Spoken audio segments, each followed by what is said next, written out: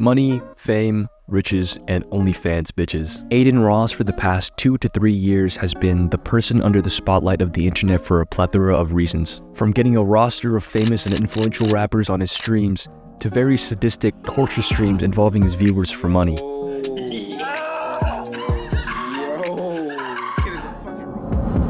Adin Ross continues to pump out content however he can and wants to, considering the platform he streams at, Kick, with their extremely loose guidelines. Though his content isn't getting as many views as he was at his extreme peak. Adin's history is laden with controversies, self-detriment, and false promises. But why? And how can you avoid his mistakes and come out of temptation triumphant?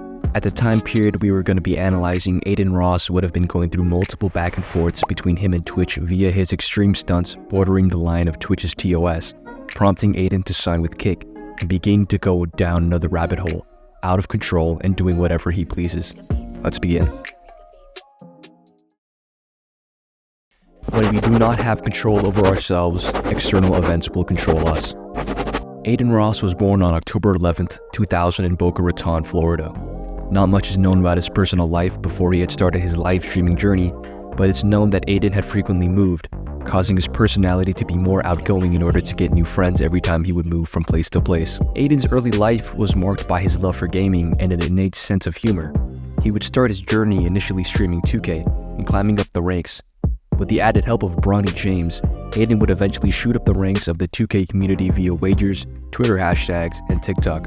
This was when TikTok at the time was starting to be an extreme contender for promoting and organically growing an audience, which Adin Ross knew and used heavily, along with posting his highlights on his YouTube channel. He would eventually cross paths with GTA roleplay, which would end up causing a chain of events that would end up getting him massive connections with a whole lot of artists that would use Adin for promotion, new fans, etc.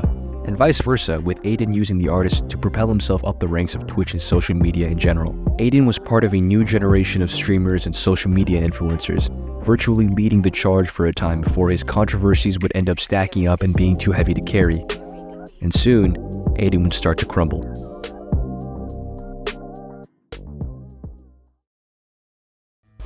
He who cannot obey himself will be commanded. That is the nature of living creatures. Adin was at the top of the game, getting bigger and bigger rappers to his streams, gaining his fair share of viral after viral clips, and cruising at the top of the live streaming industry. But when it comes to social media and its inner workings, change happens in what feels like a blink of an eye. Adin would continue to have his fair share of controversies and bans, the W vs PogChamp controversy, the DDoS attack controversy, and subsequent ban, and he would start to plateau and dip down from his average viewer count. That was until after coming back from his longest ever ban that he found another way to get back to the spotlight. Andrew Tate.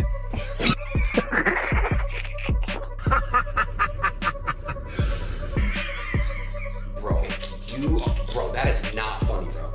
The streams with Andrew Tate were the most viewed streams Adin Ross had gotten across all social media, and most likely was one of the bigger reasons for his prolonged fame and success even after the move to Kick.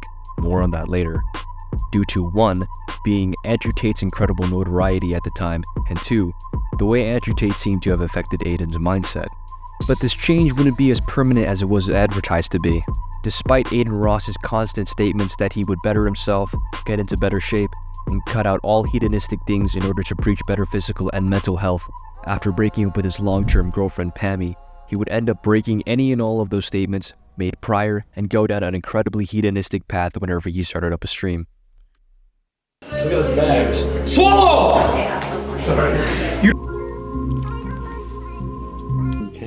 10. Yes! I'm done. I'm done. Adin, what are you doing with your life? Come on, bro. Already off the jump? You don't want to catch up? Hey, how's it going? Were you new What's the point in catching up? What's the point in catching up with you when I basically know the answer? You're sitting in Miami doing hedonistic bull.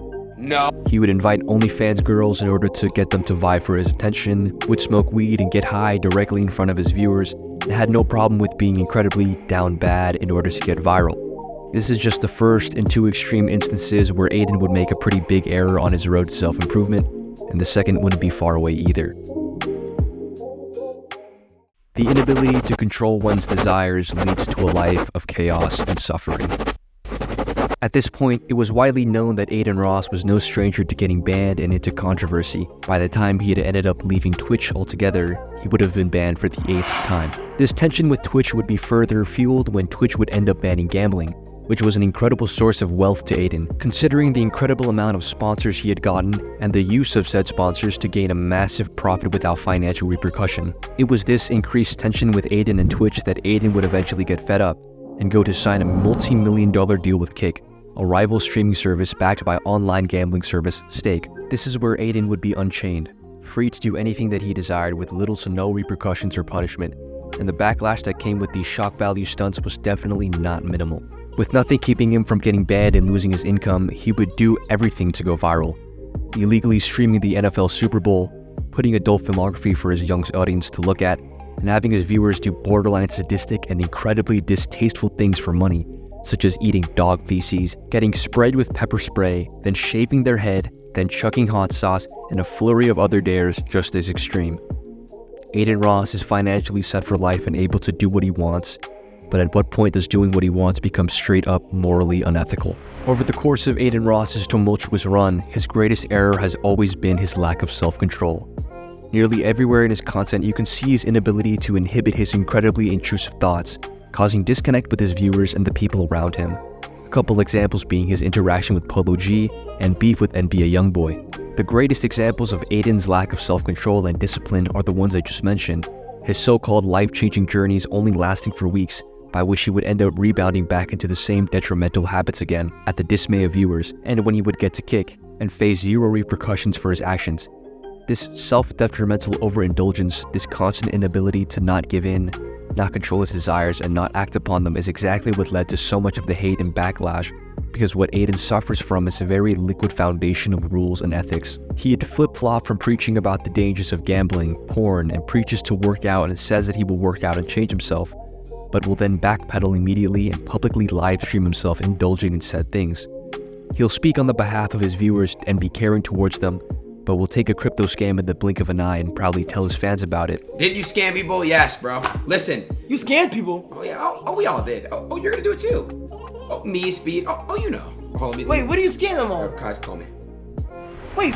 What's up, dog? And laugh at his viewers suffering from a challenge that he both gave them and had the ability to stop if it got too bad, which of course it did. Regardless of whether or not he is playing something or is simply doing it simply because he's bored, it doesn't excuse the fact that nobody should do this in general. And the fact that this is what Adin had represented himself to be at that point in time, Adin is a clear example that you should set a solid foundation of rules upon yourself in order to keep yourself in check, not just for yourself and your well-being, but for the people around you. Understand that yes, you are able to do anything that you set your mind to, but that doesn't mean that you should freely go out and do it if it isn't beneficial to your self-improvement or well-being. You must draw a line for yourself to make sure that you don't go off doing morally questionable things and to ensure that you have a stable relationship with the people around you and the things that you indulge in. Unfortunately, there's no picking sides. There's only picking the better option in most scenarios, and the better option is most likely the one that takes a level of grit and discipline, which it seems that Adin Ross doesn't really have. You have to hold yourself accountable for what you do, regardless of whether or not you gain punishment from external factors or not, because they're not the ones who can change you and build you to be a better person. Only you can. You can't let external things beyond your internal control or mind judge the way you approach scenarios, because you never know what scenarios you can get yourself into. The only thing you know for sure is what you can contain about yourself in order to keep yourself safe, spiritually and mentally. As it seems, Adin Ross is laying low and more silently trying to improve himself mentally and physically instead of announcing it everywhere and declaring it. If he continues to try and strive for excellence in both body and spirit, he may be a figure for good changed people, but only time will tell. Marcus Cicero had once said, "One who lacks self-discipline is like a ship without a rudder, drifting aimlessly." It's in your best interest to make sure that you have built a ship at least going in the right direction. Good luck. I'm writing this as of September 4th, 2023, in the middle of editing this video, as 3 days ago, Adin Ross had published a video that outlined his struggle with addiction, and specifically his addiction with lean and alcoholism. What's most important about this video is that he would again declare that he would transform again in a month and 10 days, and would state numerous times that he would be done with his addiction. As it stands right now, there is an extremely likely chance that Adin will fail at this. There's nothing incredibly substantial in the course of a month that he could especially do about his body, and with the people that he hangs around with and indulges in certain activities in, he will most likely retreat back into alcoholism. A big problem with Adin Ross is that a lot of the time he is judged and ruled by the people around him, which is one of the reasons for his very malleable and liquid foundation of ethics and self-constraint. While maybe not the best solution to Adin's problem, I suggest that he simply put his head down, go through the motions of streaming, but never speak on his activities. From what it looks like, Adin seems to be speaking to his audience about his lack of restraint in order to give a sense of admittance and repentance, only to retreat back into his old ways. When you are able to leave things that you have to do yourself, that has to be done no matter when you do it, you have no choice but to do it, so why not do it now? Stay silent. Do not speak to anyone about what you need to work on except for yourself, in order to develop your mental independence, and not have the option to pass on your guilt and shame to anyone except yourself. So that same guilt and shame can fuel your resolve to come out of your self-improvement journey triumphant. And don't set impossible goals. You will lose all of your motivation and burn out. Good luck.